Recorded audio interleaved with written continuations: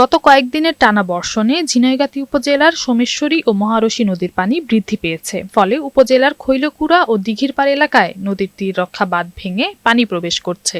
এতে বেশ কয়েকটি বাড়িঘরে ঢুকে গেছে পানি। অনেকেই আশ্রয় নিয়েছে অন্যত্র। সেই সাথে প্রায় 600 হেক্টর ফসলি জমি ডুবে গেছে পানিতে, ভেসে গেছে পুকুরের মাছও। শনিবার কিছু জায়গায় পানি কমলেও নিম্নাঞ্চলের বেশিরভাগ স্থানে পানি রয়ে গেছে। এটা নিয়ে তৃতীয়বার বন্যার পানিতে নিবজ্জিত হইলাম। প্রতি বছর যে সমস্যার সম্মুখীন আমরা হইতাছি, এটা একটা স্থায়ী সমাধান। স্থায়ী সমাধান তো কেউ দিতেছে না। বান দিলে ভান তো কোনো কাজই হয় নাই। বান দিছে আমার নামা করে দিছে, ওই যে কইলাম বাজেট দেয় নাই, আমার হেন মতো কোনো বাজেট নাই।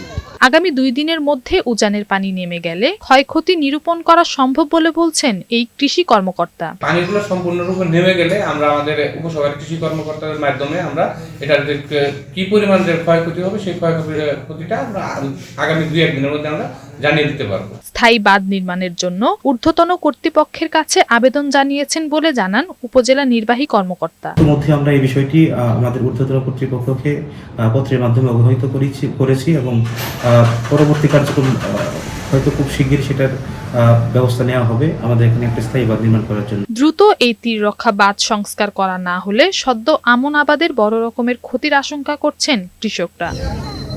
নওশীন জান্নাত, বৈশাখী সংবাদ।